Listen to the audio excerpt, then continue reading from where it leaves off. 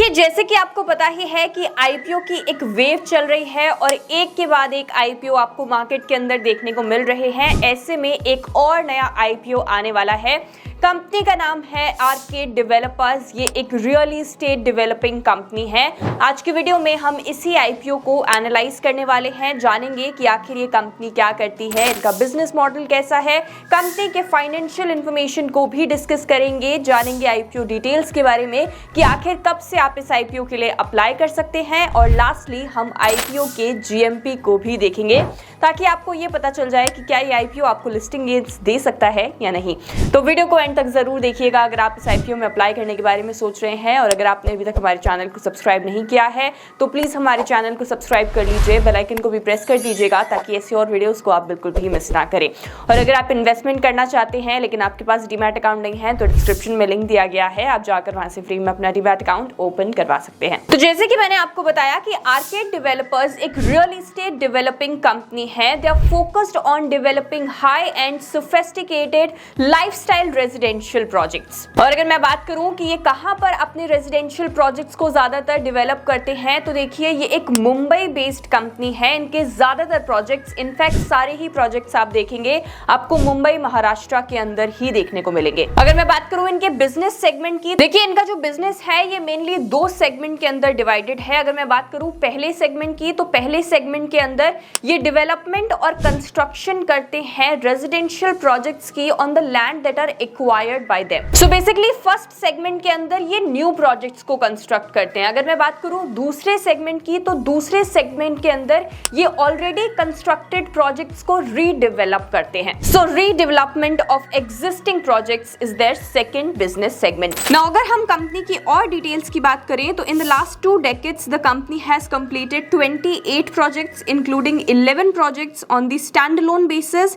including 2 projects executed through partnership firm which in company held a majority stake, 8 projects executed by the promoter through his proprietorship Arcade Creations, and 9 projects through joint development agreements with third party with a total build-up area of more than 4.5 million square meters awarded to more than 4,000 customers. As of June 30th, 2024, the company had 201 permanent employees with an additional 850 employees on the contract basis as of June 30th, 2024. तो चलिए हमने company details के बारे में तो बात कर ली, अब जल्दी से इनकी फाइनेंशियल इंफॉर्मेशन को भी देख लेते हैं। तो देखिए अगर मैं आर्केड डेवलपर्स की फाइनेंशियल इंफॉर्मेशन के बारे में बात करूं, then their revenue increased by 184% and profit after tax rose by 142% between the financial year ending 31st March 2024 and 31st March 2023। अगर मैं इनके assets, revenue, profit after tax, net worth, reserves and surplus और total borrowings की बात करूं तो 2023 के अंदर इनके एसेट्स थे 555 crore rupees which increase to 575 crore rupees in 2024। Revenue की बात करी जाए तो 224 करोड़ रुपीस का रेवेन्यू इन्होंने 2023 में किया था which increase to 635 crore rupees in 2024। Profit after tax की बात करूं तो 50 करोड़ का प्रॉफिट आफ्टर टैक्स था 2023 के अंदर which increase to 122 crore rupees in 2024। Net worth की अगर मैं बात करूं तो 200 करोड़ रुपए की नेटवर्थ थी इनकी 2023 के अंदर which increase to 323 crore rupees in 2024। Reserves and surplus की बात करी जाए तो 198 करोड़ रुपीस के रिजर्व्स एंड सरप्लस थे 2023 के अंदर, जो कि डिक्रीज हुए हैं 2024 में to 171 crore rupees. Total borrowings की बात करी जाए तो ये काफी सिग्निफिकेंटली रिड्यूस हुई है 2023 के अंदर 149 करोड़ रुपीस की टोटल बोरोइंग्स थी which reduce to 69 crore rupees in 2024। अगर इनके की परफॉर्मेंस इंडिकेटर्स की बात करी जाए तो आर्केड डेवलपर्स का मार्केट कैपिटलाइजेशन है 2376 करोड़ रुपीस का, आरओई है 46% का, आरओसीई है 47% का, डेट टू इक्विटी 0.21 है है। रिटर्न ऑन नेटवर्थ की बात करी जाए इट इज 46%, और अगर मैं बात करूं प्राइस टू बुक वैल्यू की, ये है 6.02 का। पैट मार्जिन यानी कि प्रॉफिट आफ्टर टैक्स मार्जिन की बात करी जाए तो इट इज 19.35%। तो देखिए ओवरऑल फाइनेंशियल्स जो है आर्केड डेवलपर्स के, ये काफी ज्यादा इंप्रेसिव हैं। सारे नंबर्स, चाहे मैं बात करूं प्रॉफिट आफ्टर टैक्स की या फिर हम इनके की परफॉर्मेंस इंडिकेटर्स जैसे कि रिटर्न ऑन इक्विटी या फिर रिटर्न ऑन कैपिटल एम्प्लॉयड की बात करें, अगर हम बात करें डेट टू इक्विटी की तो ये भी काफी कम है। तो देखिए ओवरऑल फाइनेंशियल्स कंपनी के लुक्स गुड। चलिए अब इनके ईपीएस यानी कि अर्निंग पर शेयर को देख लेते हैं, प्राइस टू अर्निंग्स को देख लेते हैं और प्राइस टू अर्निंग्स को इनके पीयर्स से कंपेयर भी कर लेते हैं। तो देखिए अगर मैं इनके अर्निंग पर शेयर यानी कि ईपीएस की बात करूं तो इट इज 7.99। अगर मैं प्राइस टू अर्निंग्स की बात करूं तो ये 16.01 का है। चलिए इनके प्राइस टू अर्निंग्स को इनके पीयर्स से कंपेयर करके देख लेते हैं। सो आई होप यू रिमेंबर कि आर्केड डेवलपर्स का जो प्राइस टू अर्निंग्स था ये था 16 का। अब चलिए इनके पीयर्स का देखते हैं। तो यहाँ पे कीस्टोन रियल्टर्स लिमिटेड, इनका पीई है 74 का। उसके बाद गोदरेज प्रॉपर्टीज लिमिटेड जो इनका अनदर पीयर है with a PE of 111.53। Macrotech Developers Limited का जो पीई है ये है 78 का। और अगर मैं सूरत ई स्टेट डेवलपर्स लिमिटेड के पीई की बात करूं तो ये 40 का है।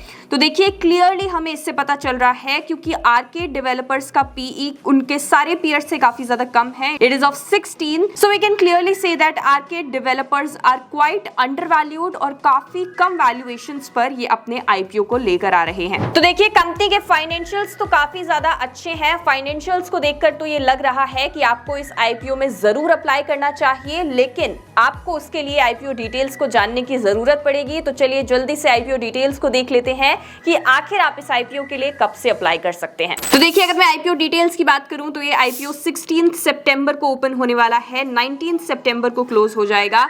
प्राइस बैंड की बात करूं तो 121 टू 128 पर शेयर का प्राइस बैंड है। लॉट साइज 110 शेयर्स का है, यानी कि एक लॉट के अंदर आपको 110 शेयर्स मिलने वाले हैं। टोटल इशू साइज की बात करी जाए तो 410 करोड़ रुपीस का टोटल इशू साइज है और ये पूरा का पूरा फ्रेश इशू है, यानी कि यहाँ पर आपको कोई भी ऑफर फॉर सेल प्रपोर्शन देखने को नहीं मिलता है। ये भी एक बहुत अच्छी बात है। इशू टाइप की बात करी जाए तो बुक बिल्ड इशू आईपीओ होने वाला है, जिसकी लिस्टिंग बीएसई और एनएसई दोनों पर होगी। तो चलिए अब आईपीओ टाइमलाइन को भी देख लेते हैं। तो अगर मैं बेसिस ऑफ अलॉटमेंट की बात करूं तो ये है सितंबर 20, 2024, यानी कि सितंबर 20, 2024 तक आपको पता चल जाएगा कि आपको अलॉटमेंट मिला है इस आईपीओ के अंदर या नहीं। इनिशिएशन ऑफ रिफंड्स, यानी कि अगर आपको अलॉटमेंट नहीं मिलता है तो सितंबर 23 तक आपके पास रिफंड्स जो हैं ये इनिशिएट कर दिए जाएंगे। और अगर आपको अलॉटमेंट मिल जाता है तो इन दैट केस 23 सितंबर तक आपके डीमैट अकाउंट में शेयर्स को क्रेडिट कर दिया जाएगा। लिस्टिंग डेट की बात करूं तो इस आईपीओ की जो लिस्टिंग डेट है ये सितंबर 24 रखी गई है। चलिए अब रिटेल और एचएनआई कैटेगरी के मिनिमम और मैक्सिमम लॉट साइजेस को भी देख लेते हैं। तो रिटेल मिनिमम एक लॉट के लिए अप्लाई कर सकते हैं, जिसके अंदर उन्हें 110 शेयर्स मिलेंगे amounting to 14,080 rupees. Retail maximum 14 lots के लिए अप्लाई कर सकते हैं, जिसके अंदर उन्हें 1,540 शेयर्स मिलेंगे amounting to 1,97,120 rupees. Small HNI minimum 15 lots के लिए अप्लाई कर सकते हैं, जिसके अंदर उन्हें 1,650 शेयर्स मिलेंगे amounting to 2,11,200 rupees. Small HNI maximum 71 lots के लिए अप्लाई कर सकते हैं, जिसके अंदर उन्हें 7,810 शेयर्स मिलेंगे amounting to 9,99,680 rupees. Big HNI minimum 72 lots के लिए अप्लाई कर सकते हैं, जिसके अंदर उन्हें 7,920 शेयर्स मिलेंगे अमाउंटिंग टू 10,13,760 रुपीस। अगर मैं इस आईपीओ के प्रमोटर होल्डिंग की बात करूं तो इट स्टैंड्स एट 85.58% और पोस्ट इशू भी आईपीओ की प्रमोटर होल्डिंग जो है वो यही रहने वाली है, क्योंकि देखिए यहाँ पर हमें कोई भी ऑफर फॉर सेल प्रपोर्शन देखने को नहीं मिल रहा है। So far we have discussed everything related to the IPO. हमने कंपनी डिटेल्स के बारे में बात की, कंपनी फाइनेंशियल्स को देखा, आईपीओ डिटेल्स के बारे में भी बात करी। अब चलिए जल्दी से हम आईपीओ का जीएमपी क्या चल रहा है ये भी देख लेते हैं, ताकि आपको ये आइडिया लग जाए कि क्या आईपीओ आपको लिस्टिंग गेन्स दे पाएगा या नहीं। तो देखिए अगर आर्केड डेवलपर्स के जीएमपी की बात करी जाए तो इनका लास्ट जीएमपी था 48 rupees, which was updated on September 11, 2024 with a price band of 128 rupees, जिसके हिसाब से estimated listing price is 176 rupees. The expected percentage gain पर शेयर इज 37.50%। बट देखिए अगर आप आईपीओ में अप्लाई करने के बारे में सोच रहे हैं तो आपको जीएमपी को ट्रैक कर करते रहना चाहिए because it keeps on changing. और उस टाइम पर जब आप आईपीओ में अप्लाई कर रहे हैं, जीएमपी किस तरीके का होगा, इस बेसिस पर आप अपना डिसीजन ले सकते हैं कि आपको आईपीओ में अप्लाई करना है या फिर आप इसे अवॉइड करने वाले हैं। अब देखिए, अगर मैं ये बात करूं कि क्या आईपीओ अप्लाई करने लायक है या फिर नहीं, तो फाइनेंशियल्स तो कंपनी के काफी ज्यादा अच्छे नजर आ रहे हैं। इसके अलावा जीएमपी भी इनका लास्ट आपको जो देखने को मिल रहा है वो 48 रुपीज का है, जिसके हिसाब से आपको पर शेयर 37% का जो गेन है ये देखने को मिल सकता है। So overall the IPO looks good. बहुत ज्यादा रेड फ्लैग्स मुझे आईपीओ में नजर नहीं आ रहे हैं। अगर आप अप्लाई करने के बारे में सोच रहे हैं तो आप बिल्कुल अप्लाई कर सकते हैं, लेकिन फिर भी आपको अपनी पूरी रिसर्च करनी चाहिए। आईपीओ के डीआरएचपी पेपर्स को जरूर पढ़ना चाहिए। और देखिए, अगर आप पैसा लगा रहे हैं तो ड्यू डिलिजेंस करना बहुत ज्यादा इंपॉर्टेंट है। बाकी आप इस वीडियो को अपने फ्रेंड्स एंड फैमिली के साथ शेयर कर सकते हैं, और अगर आपको ऐसे वीडियोस पसंद आते हैं तो हमारे चैनल को सब्सक्राइब जरूर कर लीजिएगा। Thank you so much for watching. I will see you in the next video. Till then, bye bye.